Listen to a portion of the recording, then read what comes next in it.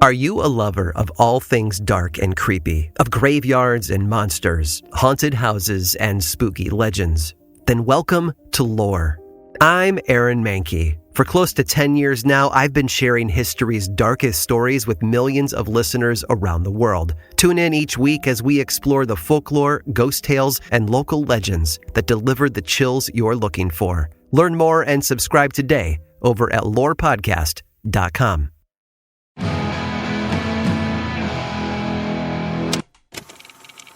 Hello to everybody who has no idea what direction this is about to go. It's Beautiful Anonymous. 1 hour, one phone call. No names, no holds barred. I'd rather go one-on-one. I think it'll be more fun. And I'll get to know you and you'll get to know me. Hi, everybody. The intro's not that long this week. But if you're a person who likes skipping an intro, I'll just encourage you, check out beautifulanonymous.com for options on how you can support the show. And in the meantime, you're going to want to skip about 5 to 6 minutes ahead, and that'll put you right towards the beginning of the phone call. Enjoy it.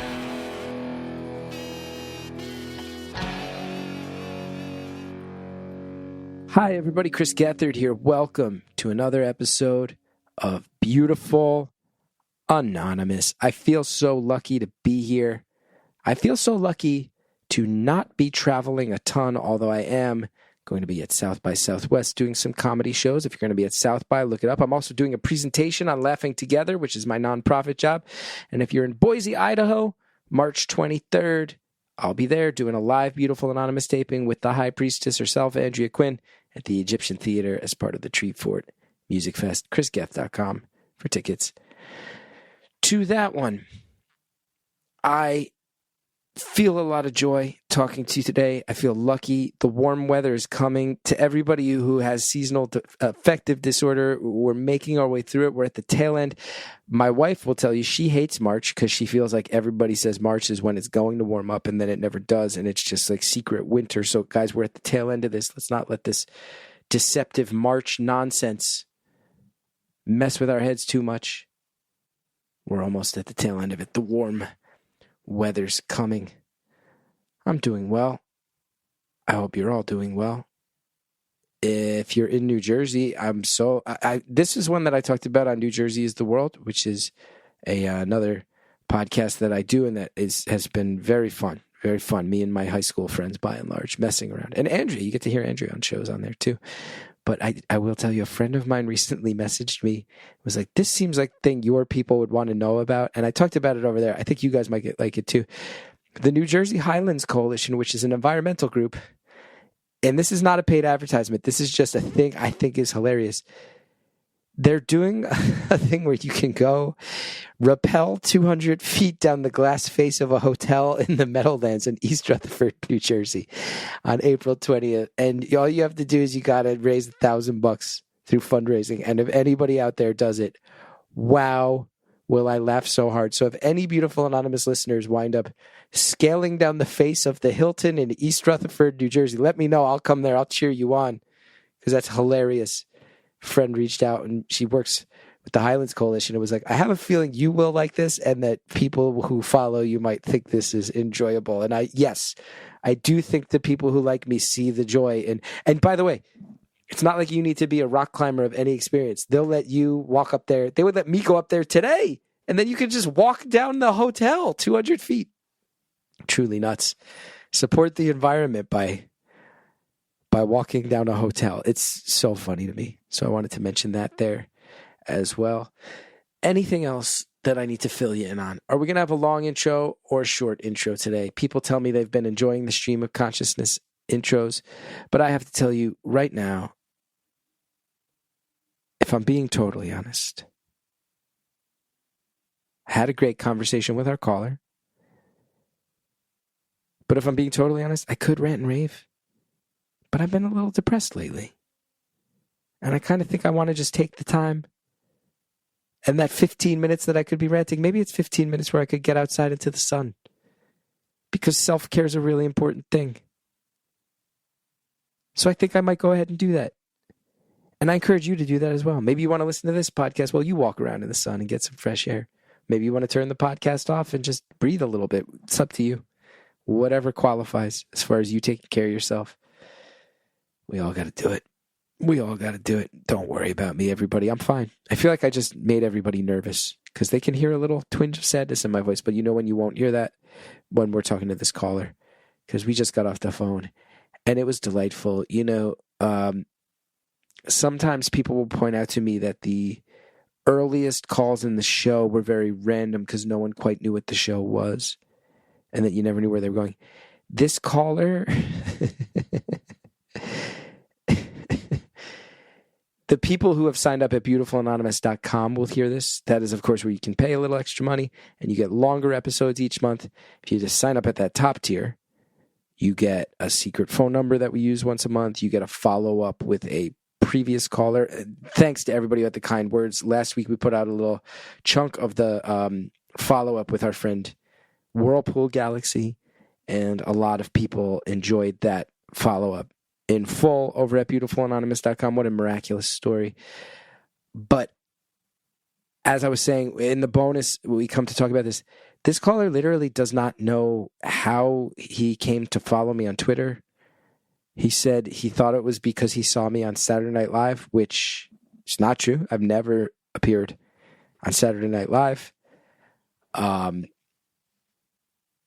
He doesn't know who I am. He has never listened to an episode. He says he thinks maybe he listened to one once, but it sounds like he didn't even listen to the full thing.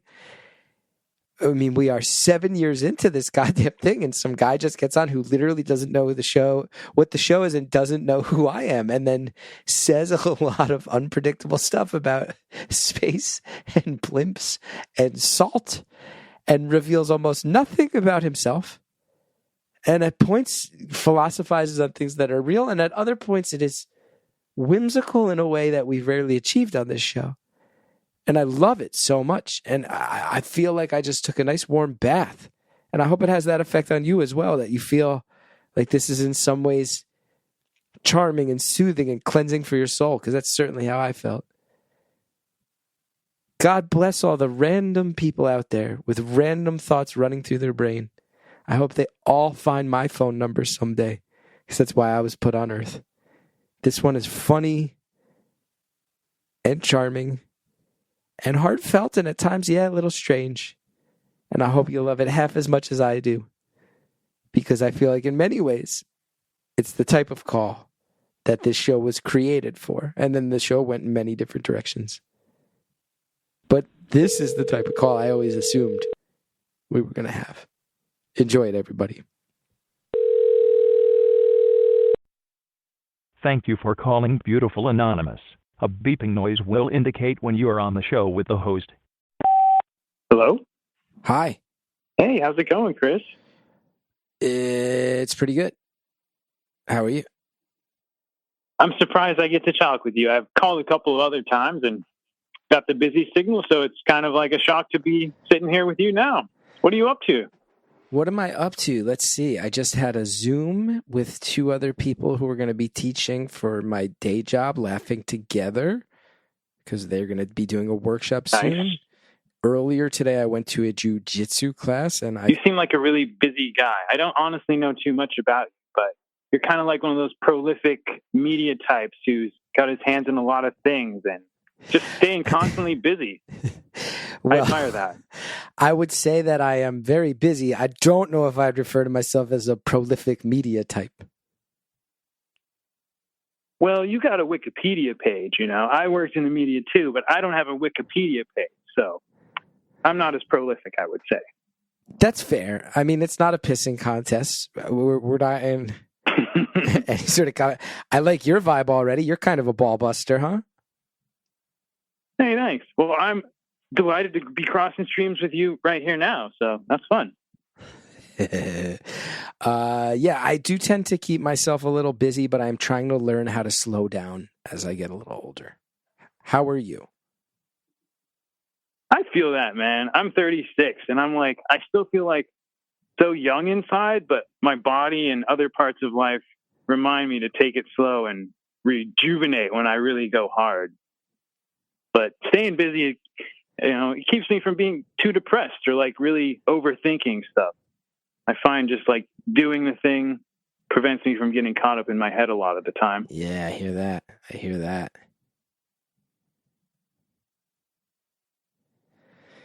So what should we do with our hour together? I don't know, man. How does this usually go? I haven't really watched in a while or listened, so I don't know. What would you like to talk about? On my mind, I just kind of been thinking about aliens and UFOs. I'm a big space fan. Like, I love space flight, and I'm studying physics. And although I'm not working in that industry, I've always been interested in that. And I don't know. It's just kind of like the most fascinating news. There's always new space news, right? Yeah, and it's heating up these days. I feel like that is true. You know, I've always been obsessed with it, and it feels like one of those rare niche interests. You don't always meet people who are like super into space or whatever, like real space nerds. It seems like they're hard to come by. But lately I've been getting lucky and meeting a lot of people, and there's a lot of good news about it. So it's coming up. That's for sure. What's the news that's got you really, really sizzling right now? What's the stuff that's really working for you as far as space news? We could go for like 10 hours. I could go on and on and on, but I could rattle off a few things recently that have me kind of excited. I mean, I guess the first and foremost thing lately are these little moon landings. You know, NASA's done like some small business outreach, like paying these newer corporations to send little satellites up to the moon just to figure out how to do it. And there's been some mixed success, but it's kind of like a global effort. I feel like, you know, we've had the International Space Station and have been doing great research on that. That kind of like ties together world peace, I think. And now we're putting our eye on the moon. And so we're just reaching out and doing more research. And that's really exciting. I think the moon has the potential to like unify humanity and keep us from fighting. So that's one thing. Another cool thing is like Starship. I don't know if you've heard of that, but it's like the jumbo jet of rockets. You know, it's going to hopefully be the rocket that takes humans back to Mars. Back to the moon and to Mars. That sounds maybe cool. Other places too. Now, are you one of these people who do you like space because you like what's going on there, or is part of it, you mentioned that humanity needs to be unified and we should all stop fighting. Is there any part of you that likes space so much because it allows you to place your mindset elsewhere when there's so much concerning stuff happening here on Earth? Oh, yeah. There's definitely some escapism to it, you know? I think at least politically, it's kind of a hot topic a lot of the time. Like, space is directly connected to politics a lot of the time. Like, we went to the moon for political reasons the first time. So I think it does give us kind of, for me at least, it gives me like a sensing element. I don't track like the stock market or sports or like popular entertainment or not, but it's just one area of society that I keep my eye on. And I think it gives us the chance to show what we're really capable of, you know, things that were impossible or challenges that seem just insurmountable. With the right effort, we can overcome. So I think it's a positive thing for society. And while maybe there's a lot of stuff we need to work here on Earth, you know, it's not like we're sending pallets of cash up to the moon. These are like good jobs for people here on Earth. And we're doing stuff that makes Earth better, like the internet and GPS and stuff like that. So I wouldn't say it's like I enjoy space to escape the reality of life. I see space as a way to maximize the awesomeness of life, you know? Like, all of our problems are down here. If we can expand our reach, maybe we can find some new problems. And wait, you said about. GTS? GPS, like a global positioning system. Oh, GPS. Okay. So those are things you like about Earth, is the internet and GPS. Well, I like a whole lot more about Earth. I like the trees and the animals and the people and the beaches and the clouds and a whole lot of things. But the stuff humans do on Earth is always interesting. And I consider us a part of nature, a part of Earth. So maybe our technology and our exploration into space is just like part of our journey, you know, part of what Earth wants us to do, part of our purpose. You know what I like about this call so far? A lot of times we have these calls and I feel like within the first few minutes, I'm feeling it out and I'm getting a sense of who the person is. And it's kind of narrowing the focus. And with you, everything you're saying, I feel like I'm learning nothing about you, and it's only bringing more intriguing questions to the surface in a way that I really like. Hey, well, that's nice. I don't really want to make this about myself. If it's anonymous, why does it have to be about me? It can be about my ideas or about the world or just anything, really. Like, me as a person is probably interesting, but I think my ideas are more interesting than, like, my actual life, I'm happy to follow it wherever you want to go. And if we walk away and I feel like I don't know who that person is, what he does, what his family life is like, but I certainly know his opinions on aliens and global positioning systems, I'm perfectly fine with that.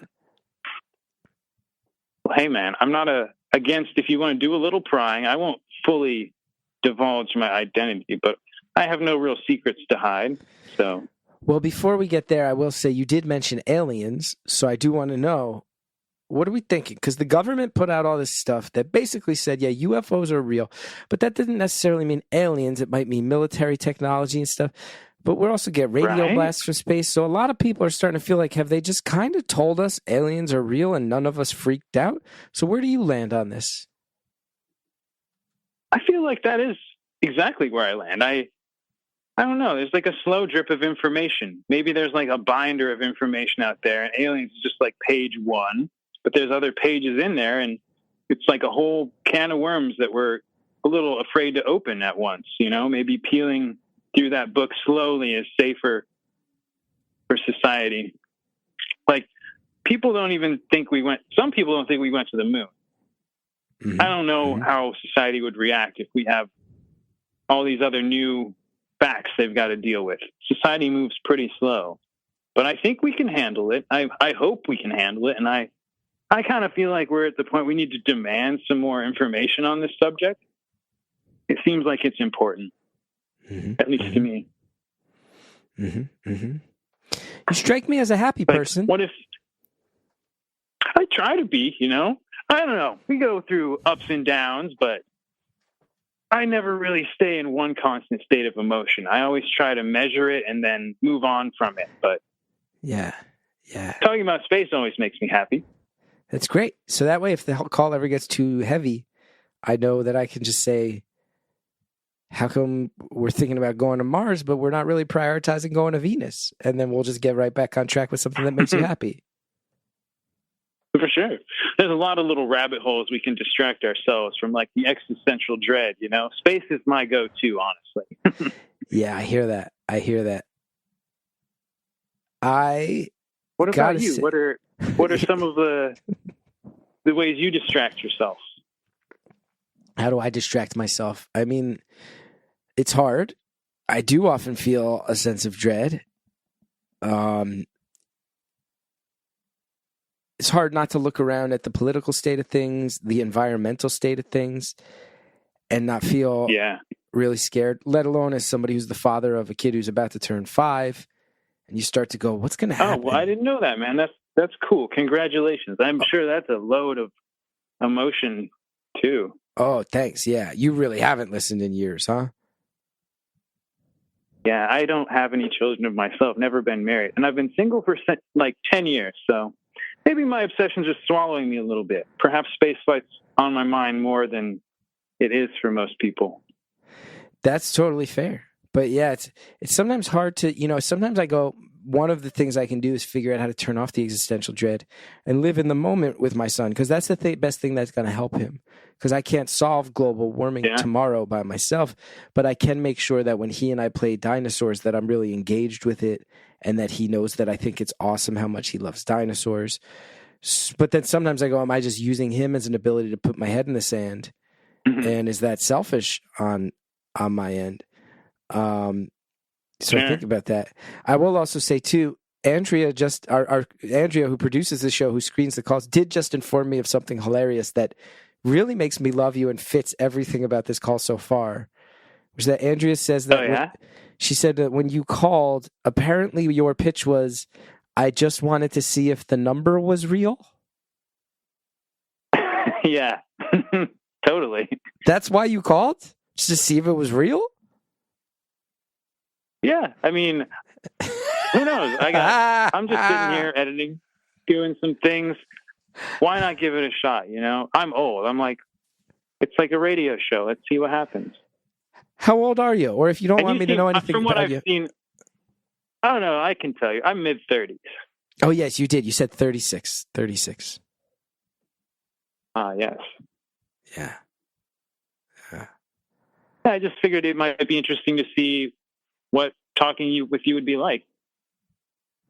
Maybe I'm old. I don't know. The art of phone calls seems to be kind of dying out. Like, I think people that's want to do everything non-verbally, and I appreciate that from time to time, but I think free-flowing that's conversation true. is nice. I'm with you. I think there's something really great about it. I recently had a friend text me, and I had not heard from her in a long time. And I said to her in the course of it, how would you feel? Maybe we should just jump on the phone and catch up. And she was like, I don't know. Yeah. That feels really weird. And we eventually did catch up on the phone, and it was lovely. And we'd both been through life stuff where we needed to touch base about it in a real way. So I'm glad that it happened. But it did make me sad that the idea of talking to people conversationally feels weird to us now. That makes me sad. Yeah.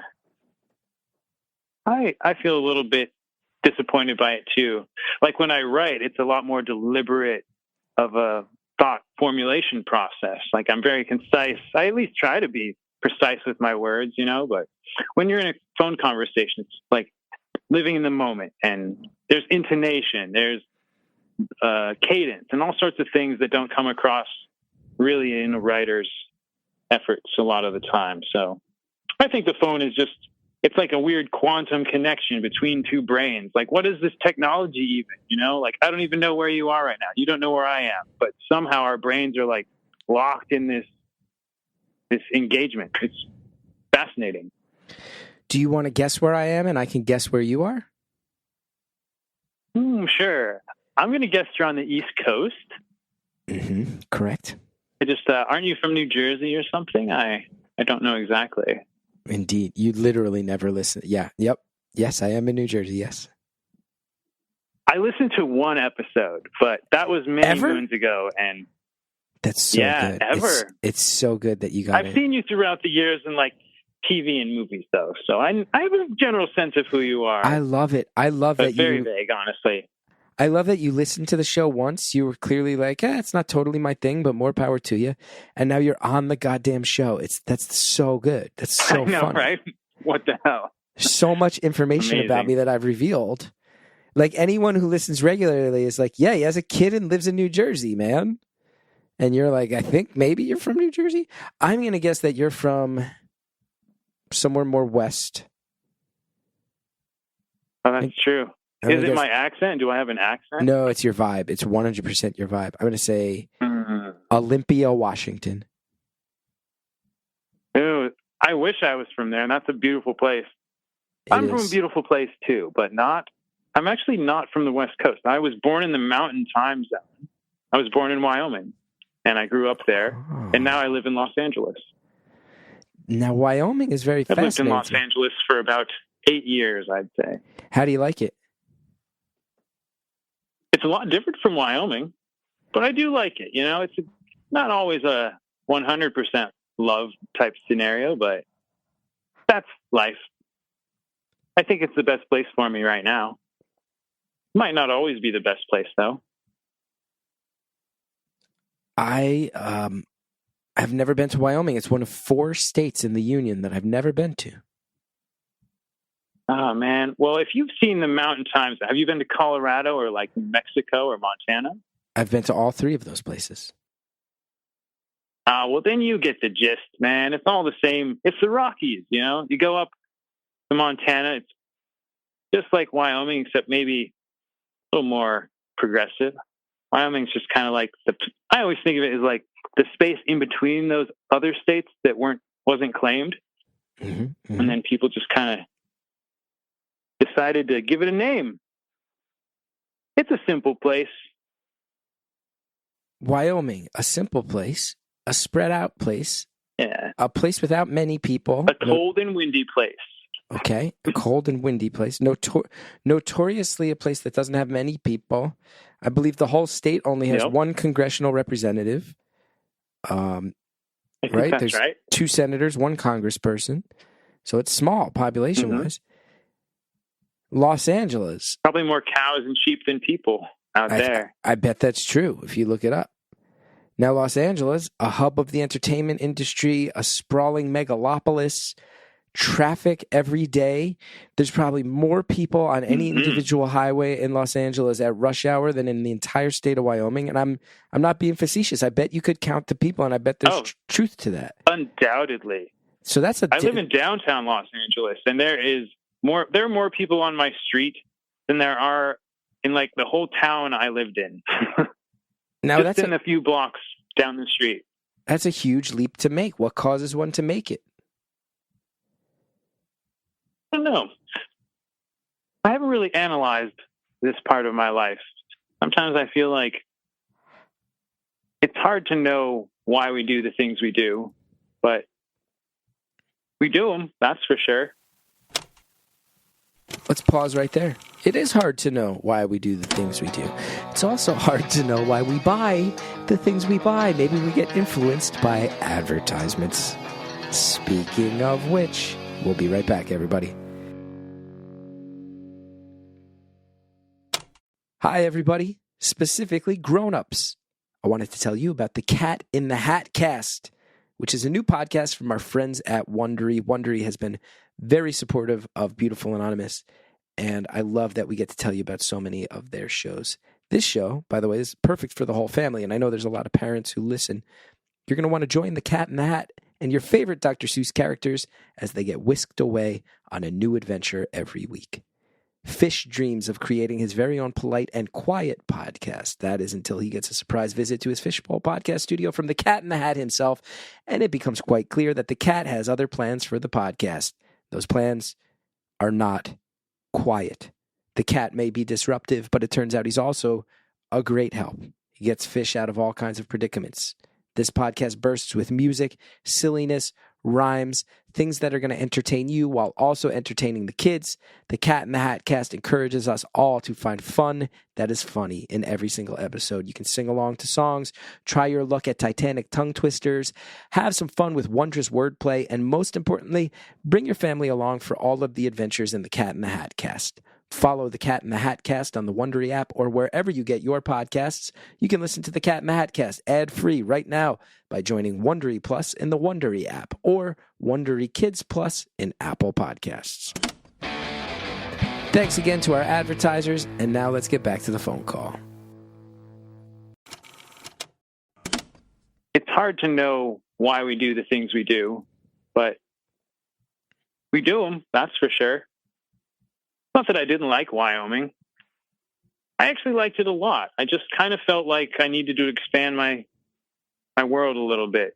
I think I was getting depressed and just drinking too much and kind of like culturally isolated. You know, as a minority out there, it's a very white place. And so I just needed to experience some more culture and find like a true sense of like what the world was like. It's kind of an isolated place. So it's nice to be in a very culturally diverse place out here. Can I ask what your background Los is? Angeles has everything. Oh, yeah, sure. Like my ethnicity or race? Yeah, well, you mentioned that you were surrounded by white people, which denotes that you're not white. So I wanted to follow up on that and ask. Oh, yeah. Well, technically, I would say I'm half white. I'm mixed. My mom is black and my dad is white. So. And now you're in Los Angeles. So you grew up in Wyoming, surrounded by white people. Do you feel like, I mean, and again, if anything, if I put my foot in my mouth, I do apologize. Feel free to let me know, and I'll do my best to learn on the spot. I have to imagine, you mentioned that you felt like you were surrounded by whiteness in Wyoming. I also have to imagine that Los Angeles, I mean, notoriously, Los Angeles has been a hotbed of many different aspects of many different cultures. And yes, African-American culture can point to music alone. Sure. So much that's come out of Los Angeles.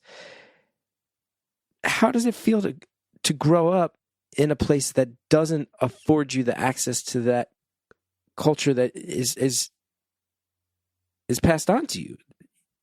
that's one of your parents passes on to you. Yeah, it is an interesting thing. I feel like it's, I don't know. I don't know. It's hard to really wrap my head around it. It's like asking a fish what water is. Maybe it's not on their mind all the time, you know? True. Growing up, I felt like, you know, it was just like life in any other way. I spent a lot of time outdoors and did the same activities as everyone else. Like, I had my own culture. I wasn't totally isolated. I would visit my family and my relatives, and I had a general sense of like where I came from. But I think at least experiencing cultures that aren't my own was an interesting thing.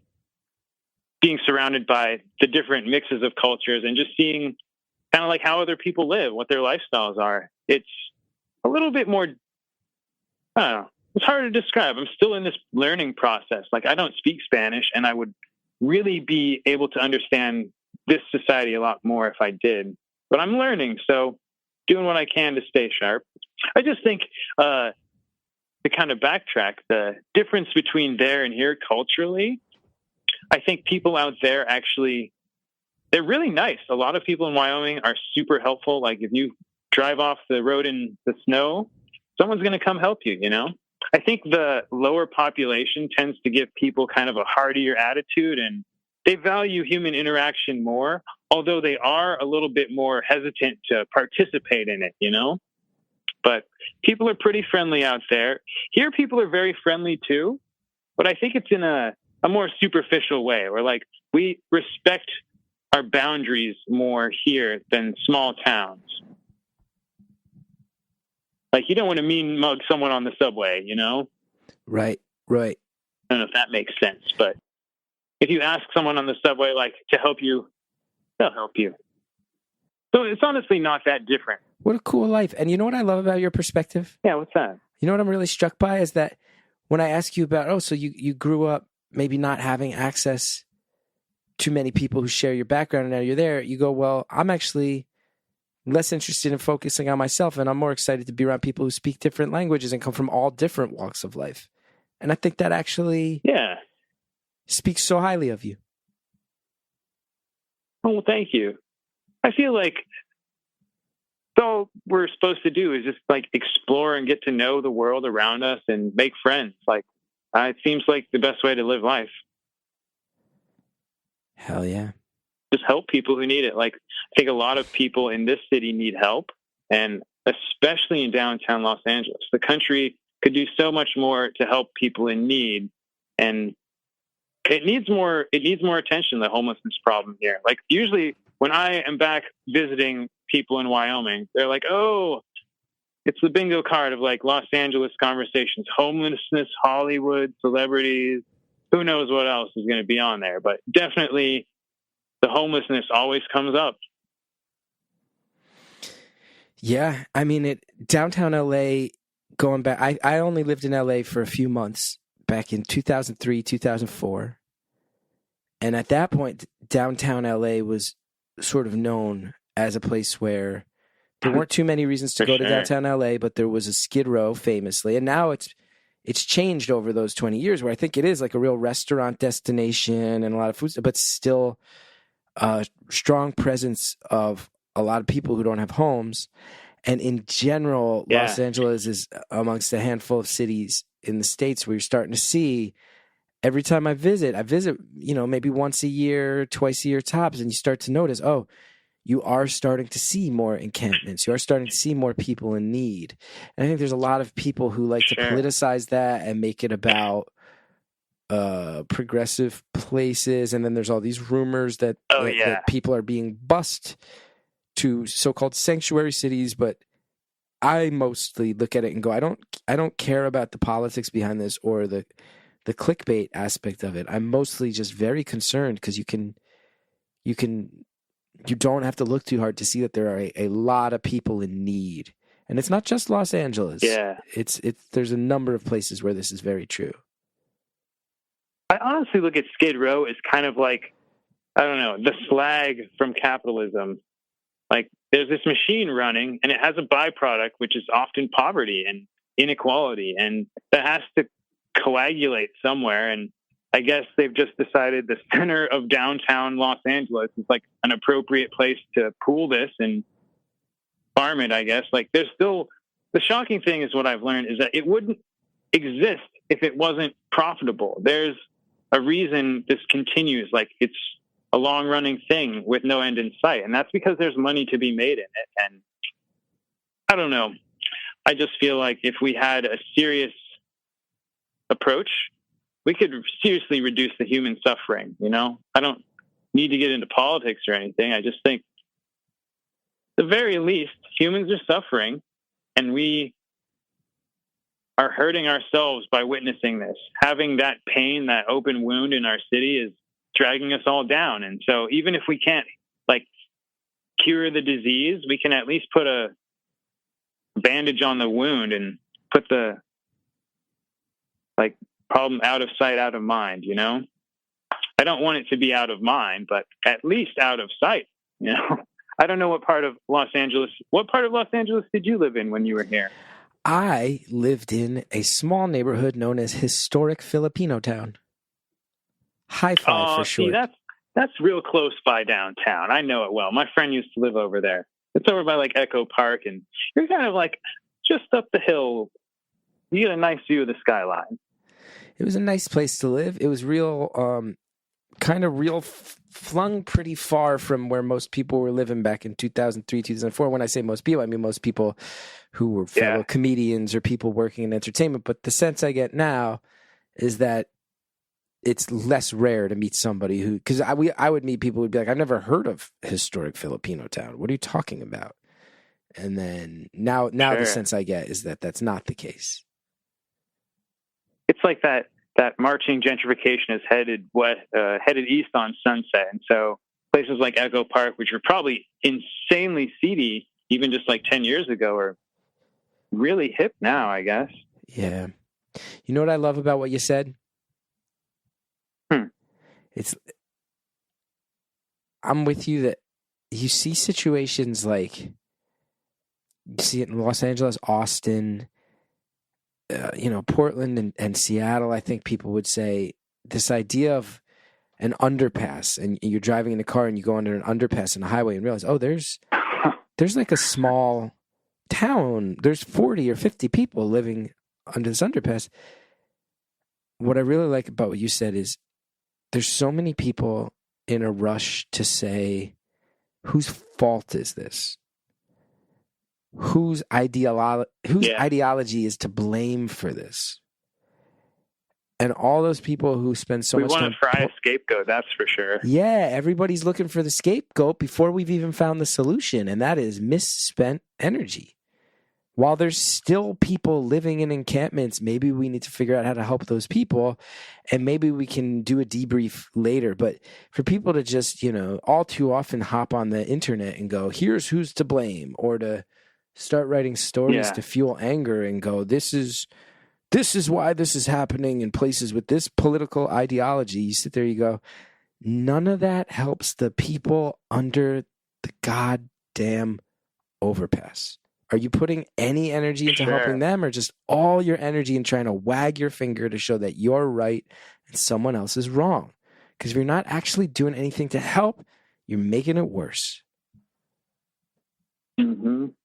I see a lot of that down here where there's a lot of attention on the problem, and I don't know what really needs to happen to like solidify a solution, but you've got all sorts of hordes of people. Like every Thanksgiving, people descend on Skid Row to collect their poverty pornography and like hand out sandwiches and get clout for the year. And it's like little things like that aren't necessarily evil, but in the long run, it just doesn't mean anything at all. It's kind of like, all right, we're just using this issue as a ladder to get more notoriety for ourselves or to get more money, or like, there's some corporations out here that just basically farm the homeless. And I think a lot of the money we spend could be used more efficiently. Like there's so much abandoned commercial real estate. I don't know if you saw those skyscrapers that got graffitied right across from I did. The crypto arena, the Staples Center. But I don't know. I love that, honestly. It's something that people need to know what's going on down here, and they need to have awareness of it for it to change. Even if that's just like embarrassing our city council, something, you got to put eyes on this problem and let people know how it really is. Like, you're not going to get a real version of that watching someone just hate on poor people or, political pundits like wrestle and wrangle issues. I think you have to find out what it's like to live in a place like that and talk to the people who are really there. Yeah. But I don't know. I look down on the city and I think, if there was like a higher power or an advanced intelligence, or like if we were like an alien's pet and this is like our hamster cage, what do they think we're doing down in here? Are they really like involved in this sort of captivity, or are they kind of just like absent-minded, like letting us run wild down here? Or maybe they're encouraging it. Like, I don't know. I like to think of the city as being kind of like the Matrix. Like, it's so vivid and full of so much stimulation.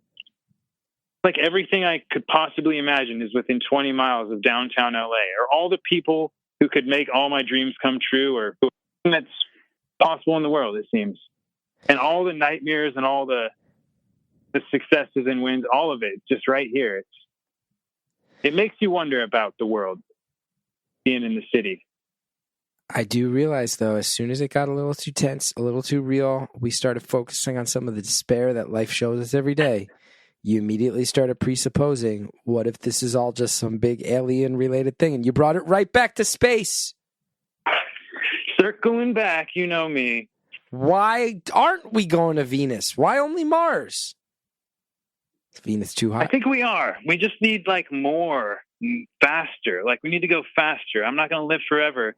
There's a lot of people working on these things, but we need more. We need, like, everybody working on this, Everybody needs to be working on missions to Venus, baby.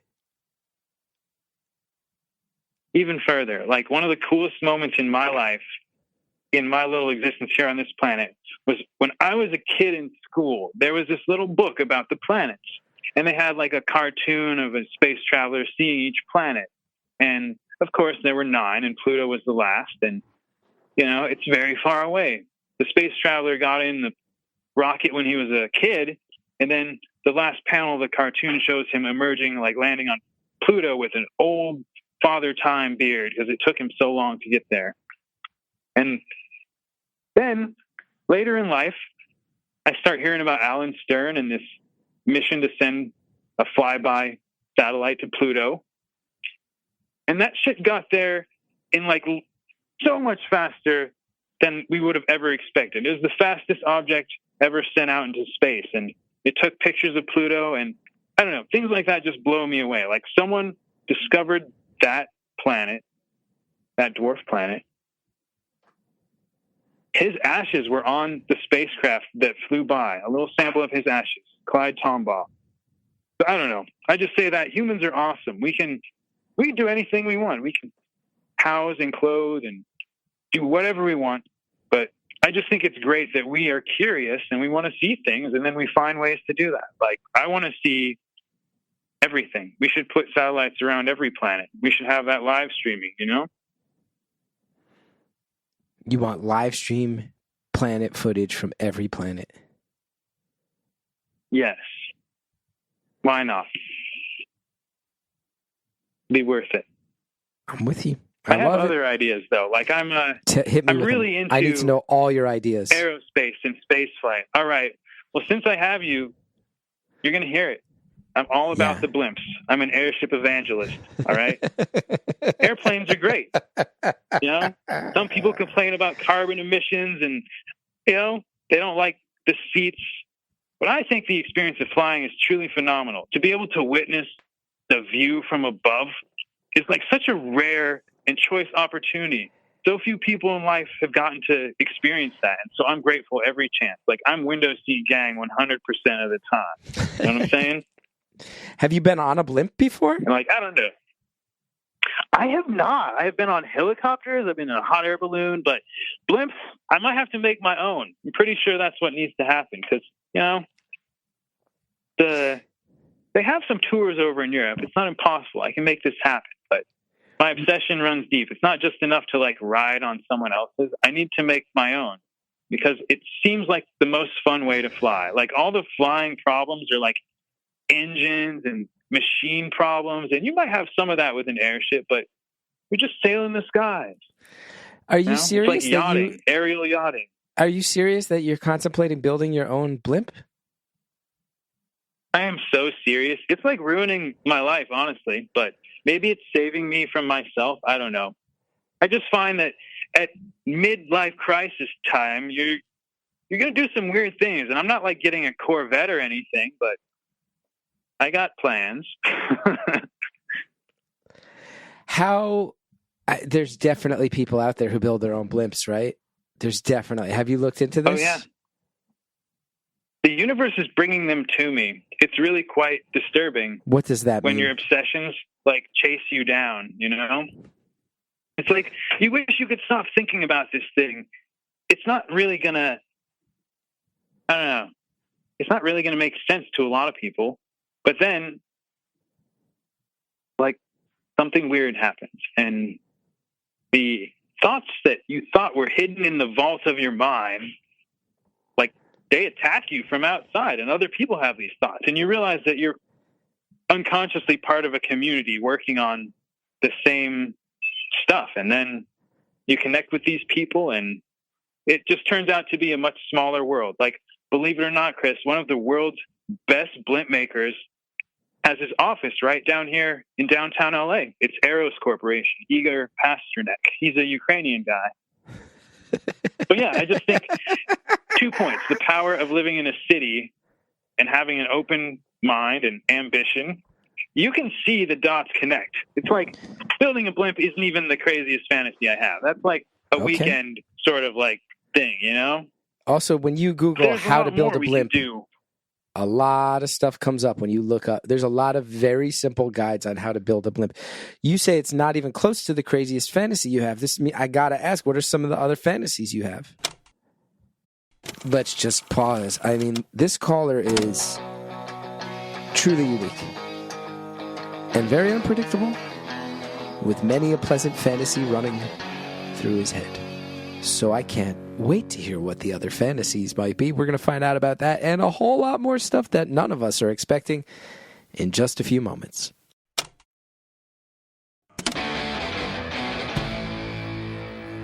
Thanks to all of our advertisers. Now let's finish off the phone call. There's a lot of very simple guides on how to build a blimp. You say it's not even close to the craziest fantasy you have. I got to ask, what are some of the other fantasies you have? The blimp, that's like a recreational sort of thing. Like maybe it could have a utility of some kind, but it's for fun. I mean, it could do good things, but I have other ideas about desalination and just moving a lot of factories off of the planet. I think we can use the resources in space to save Earth and keep it protected from environmental destruction. Like computing takes a lot of energy. If we just build the computers somewhere else and power them there, we can just beam the information back to us and prevent the pollution from all that ever reaching planet Earth. That's just one idea. And it's not like my idea. These are commonly discussed within the nerd community of spaceflight. To put all of our computer servers, which do generate a ton of energy, to put all our computer servers off planet. Exactly. Desalination. Now, I happen to know a little bit about desalination. My father has a PhD in environmental science, and his focus was on water and desalination. And little known fact, he even has a patent on technology that could help with desalination. So I'm not going to claim to be an expert such as him, but I'm familiar with the conversation. So what are you thinking in regards to desalination? That's cool. Well, I have this like crazy idea, right? So there's the Salton Sea, and that's kind of like an environmental disaster, right? I don't know exactly all the details on it, but maybe you've heard of it, the Salton Sea. Southern California, basically, there's like this lake that, So when I think of desalination, the haters are always like, oh, the brine is too toxic and it takes too much energy. And, these are legitimate complaints. But I think the problem for desalination is actually the solution for other scenarios. Like, if the Salton Sea or the Great Salt Lake dries up, either of these bodies of water go empty, there's going to be a huge amount of dust and terrible health effects for all the people downwind of that. So we could maintain current levels, or we could add more brine. We could manage these reservoirs, these high salinity content bodies of water, and use them as kind of like a storage for desalination brine. So that deals with the brine. The second concern is the energy usage, which is also a big deal. I think if I just look out in the streets of California and I see so much litter, I see insane amount of resources just discarded, like the amount of trash we have is absurd down here. And if we made a gasification plant, it's like an incinerator, except it doesn't use oxygen, just so high temperature. You put stuff in there and it rips the molecules apart and basically shreds materials. We could use the gas that comes out of that to power an incredible desalination plant down here and pump water uphill over the Rockies and fill up the reservoirs. And of course, using the Salton Sea and the Great Salt Lake is kind of like stagnation pools or holding tanks. But I just see a lot of cool stuff in technology, and I think back in history, like the Hoover Dam, stuff like that. We're capable of doing these big projects. And right now, America's coasting on all these big projects like the interstate, the electrical grid, all these things that really took a huge amount of effort. And now we just consider it like, oh, that exists. So I think we need to take on bigger projects. And water is obviously the biggest challenge. So let's do that. And rant. I love how your brain works. I really love it. I wish my brain was kinder to me. I feel like I need to be doing more on these ideas. Yeah. Yeah. So what, you'll sometimes get down on yourself, beat up on yourself a little bit? Yeah. I mean, I'm sure we all do. I think I've dealt with it in a pretty average way. Staying busy helps. And I think finding optimism in dark corners is crucial. I think a lot of political movements and whatnot feast on fear, and that's just not a healthy diet. So I'm trying to promote the abundance chain and just remind ourselves that we can do good things. I think of the Dark Ages and the Renaissance and all those eras of discovery and abandonment. And I think a dark age isn't where we just forgot how to do stuff, and we forgot that we could. The imagination kind of slipped away. And I worry about America and the world's imagination slipping away and just being caught in doom spiral survival mode, Now,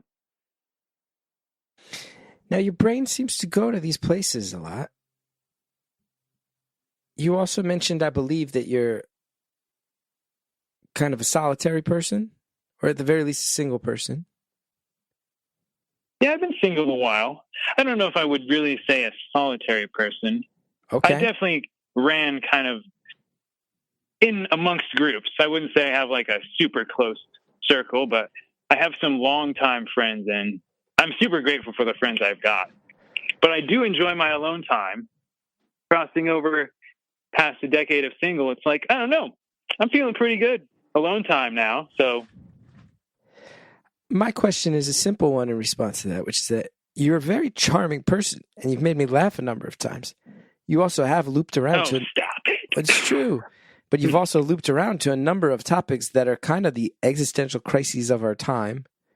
You're somebody who can talk about blimps in 1 second and about how, there's not enough desalination at the end of the day. A lot of it is about how there's not enough water to support humanity moving forward if we keep growing at the rate we're growing. These are just really terrifying things. I've noticed that there will be very charming things and whimsical things that you talk about, and then the things you talk about that get real. It's we could talk about space and some of the exciting stuff happening there, and it's whimsical. And then we can also talk about what it's like to live in an area where you see a lot of people without homes and how much pain there is to that. No one's helping them. And I guess my question is, are you a happy person? At times. I try and exude happiness and spread that because I know I don't like it when people like spread unhappiness on me. I try to be a positive person. It's not always easy. In fact, most of the time, it's like a battle for my mind to not be a like catastrophizer. I take time. Sometimes I just don't say anything at all. Like I would say I'm a talkative person when I get to know someone and I can explore that part of like negative feedback. I think the world is experiencing this great drought of negative feedback, and people are afraid to express like genuinely constructive criticism. So I would say I try and tread carefully because I don't want to hurt people. I've hurt people and been very careless, and like I don't want to bother anyone. That's what I'll say. Like, you have to know your people, and if you're not in the right group and you're not getting the love you need, you can find a better audience, I'll say. You seem like a great listener, though, so I'm flattered to be able to pester you with, like, all my rants right now. It's not pestering at all. It's like almost like free therapy. Well, the last thing I am is a therapist, and believe me, my therapist has made it clear over the years that I cannot in any way claim, but I like being a listener, and if that's therapeutic, happy to provide. But you also strike me as one of these people that sometimes the world fascinates me because I go, there's probably times where you're sitting in a coffee shop, maybe staring out the window or answering some emails. And I'm like, man, the world doesn't even know that if they just slowed down and said hi to you, you'd probably be somebody who could walk around with them all day and pontificate on all these things. I don't know. Maybe that's because I'm too much of a people pleaser. How's that? I know what I like to talk about. I don't know. I find myself not always having conversations like this in this mood. We're kind of in I don't know, it's an unfair imbalance. Like I called you, you know, and we're here for some time. And if, that's one thing to digress. I just love the city because it gives you a lot more of those like micro social interactions that are really awesome. Like you could just smile at a stranger or share a laugh with someone on the subway or whatever. It's like those are the energizing moments that keep kind of like a single lonely person going, you know? Like you may not even know all the people on your block, but you know their faces and they like wave and say hi and stuff. And it's like small town vibes in a big city. I don't even know what I'm talking about now. I sort of lost my train of thought. No, it makes a lot of sense, actually. It does loop around.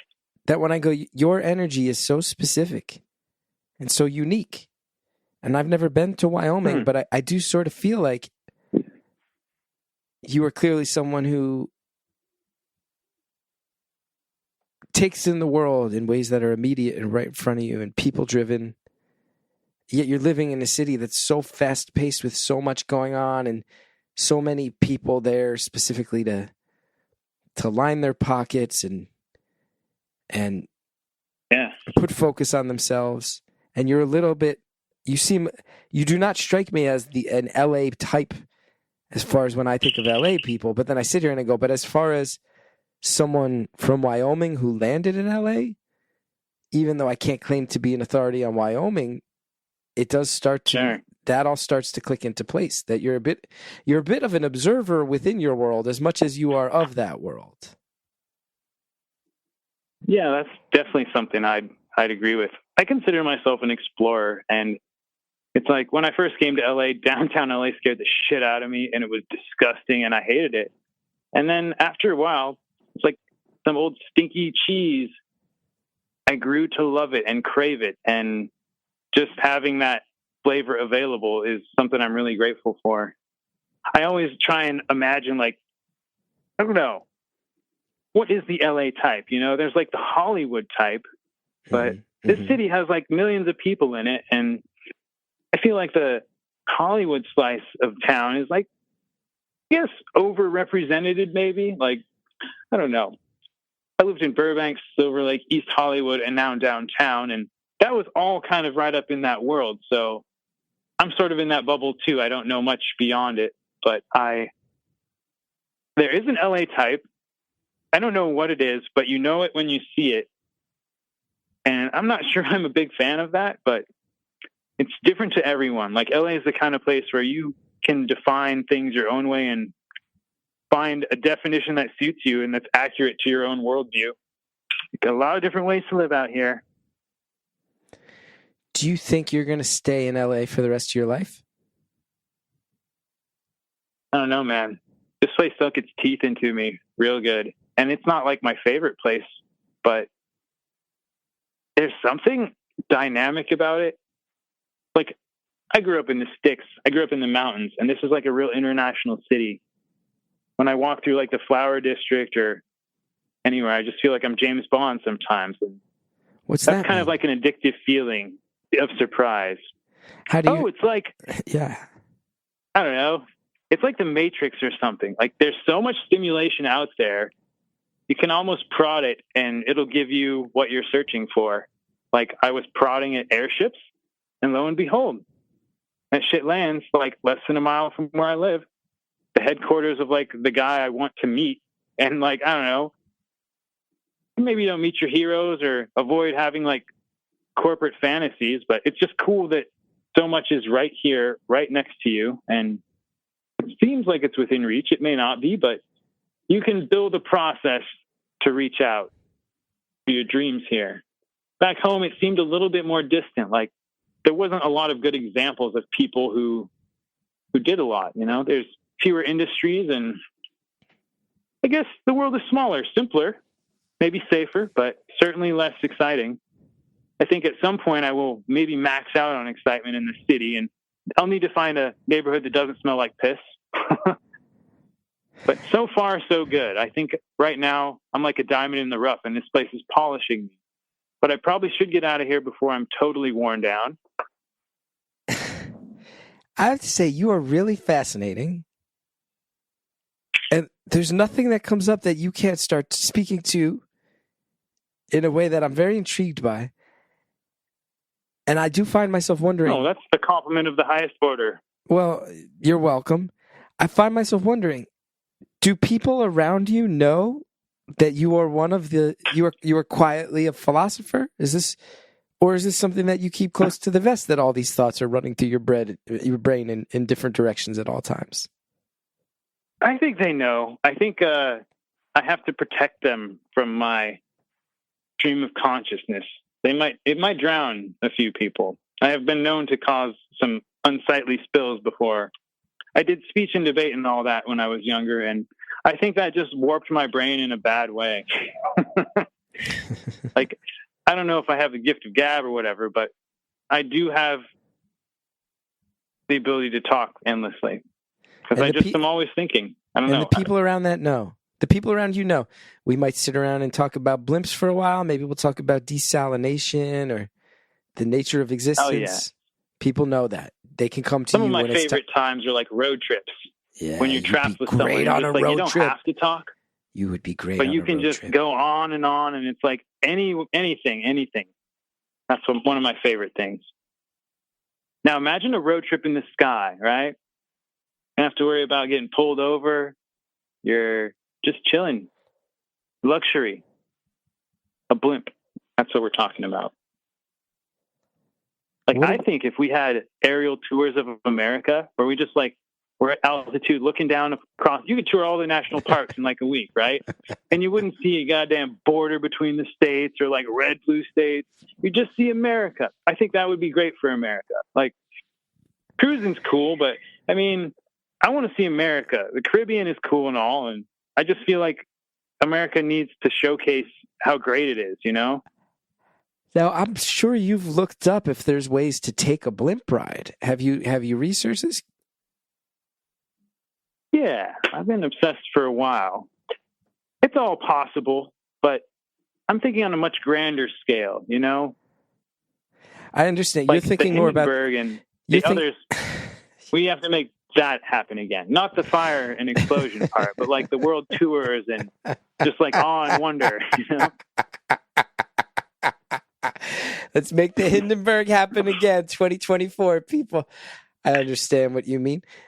So you're thinking less about your personal enjoyment of taking a blimp ride, which sounds like it would be fun for you, and more that you want to live in a world where slow-moving airships that are low to the ground and afford a good view would be good for society as a whole.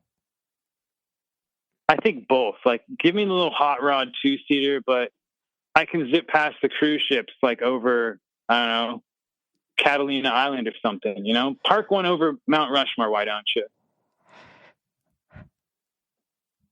Like, I wonder if the rules would apply. If it's like an Indian casino blimp, can you gamble?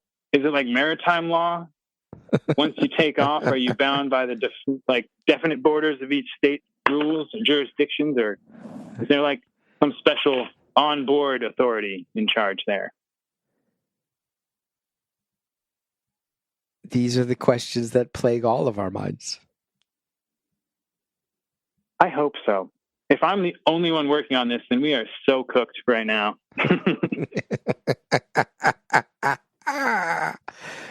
Man. Do you imbibe in substances? I suppose I do. Have you imbibed today? Imbibe makes it sound like I'm a connoisseur, like pinky out, like, oh, yeah. Today we'll be trying another sample from... I'd say certainly less than I did in my younger years. I think the good times have kind of ended. It's a little scary out there. I worry for people who do enjoy substances of all varieties because the consistency is not what it used to be. I think there's a lot of truth to that. Have you eaten an edible today by chance? How did you know? I took a little marijuana gummy. In fact, yes, I did. I love it. I love it. Because I was sitting here thinking this feels very much like a conversation I would have on an edible. And then to hear that you are on an edible. I wouldn't credit the edible to the conversation. Like, I did the same the last 4 days in a row, my dog. So this is just me. No, listen, I'm not saying that the edible has produced... I'm tempted to eat another since you suggested, though. So thank you for the idea. Live your life. I'm not saying that the edible has created any of the thoughts in your head, but the freewheeling nature of your expression of them feels so loose that I'm not shocked to hear, and on some level, I am glad. Well, that's great. I'm glad your assessment is accurate, my friend. I love it. That's about all I really like, though. The organic stuff. You know, there's all this other stuff, and I just don't think that's great. But you ate an edible. Yeah, from time to time, a little variety. I love it. And then it starts to kick in. You're starting to feel it. I tweet out that phone number. You followed me at some point randomly because who knows why. And then you stopped worrying about me. Yeah, I did eat it before I called without knowing I would be talking to you. So, and then the number goes up and you go, let's see if this is real. And now here we are talking about blimps and Mars. You know, what was the funniest part about the whole initiation of our conversation was like, it reminded me of central casting. Like back in the day, I had done background acting and you'd have to call in if you saw a role that you wanted to do, and it'd be like 50,000 other people in the city hit that number at the same time. So you'd have to like smash the callback. And I hit it once. It was like the first dial number was busy. Hit it again, busy. And I hit it a third time and then it went through. So it was like, I honestly haven't had a moment like that in years. So it was kind of a throwback. Just a funny thought there. I don't know if you ever had any experience with that whole thing. Central casting or acting in any of that? I know you did some acting though, right? I did some acting, and I will tell you the way background gets treated is very eye-opening. And you see people almost get treated like human cattle at points. And it's not cool. I very much don't like it. I use that exact word, that exact phrase a lot. Yeah. Human cattle. I've worked on both sides. I've been on the crew side, and you know, like the grass is always greener. When I get sick of doing one side, I'm always like, oh, I wish I was on the other side. But background is pretty rough. I could see how it just devastates like real actors, you know? Yeah. Yeah. I really love talking to you. I'm hoping you have a few more minutes for me. Thank you. Yeah, I haven't been like keeping track of the time, so we can keep going. I just have been sitting here enjoying the chat. Yeah, me too. It's been real nice. Our time is up for the people on the free feed, but we've been doing this thing lately where people who sign up at beautifulanonymous.com get like 15, 20 extra minutes of an episode. Are you down to hang out for like 20 more minutes? Yeah, man. Absolutely. Awesome. You're a great listener, so I'm always appreciative of that. I find my speech and debate days made me more of like an interrupter. So if someone gives me the mic, I'll run with it. I love it. I'm happy to give you the chance. I got to say, I've never been more excited to ask someone 5 random questions than I am you. And thanks to everybody who's been listening on the free feed. I'll say goodbye to those people. And thanks so much.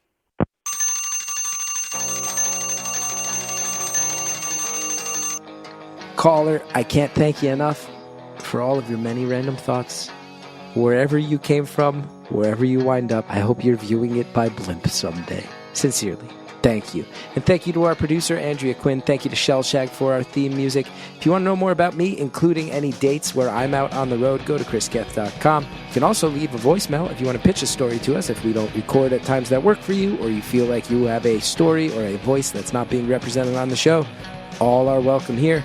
Leave us a voicemail at 973-306-4676. We will get back to you. You can follow me at Chris Gethard on Twitter, at Chris Geth on Instagram, and of course you can follow the show at Beautiful Anonymous Pod on Instagram.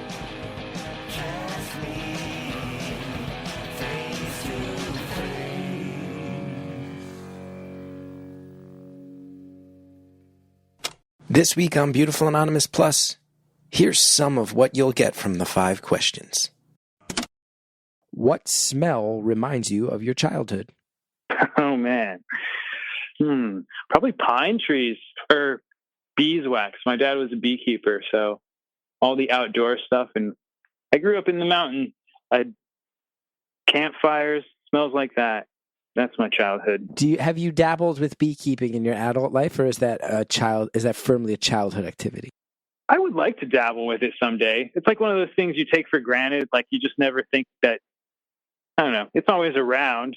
And so I didn't necessarily get like taught up learning it, but I think it'd be fun to have an observation hive or something. As far as like producing actual honey, that seems like a major pain in the ass. But it would be fun. They're kind of like cattle, honeybees. I think it'd be cool to support like some of the wild, like bumblebees. There's all these cool different types, like carpenter bees that have kind of a more solitary life, and they don't have stingers either, so that's cool. Don't forget to sign up for Beautiful Anonymous Plus at beautifulanonymous.com.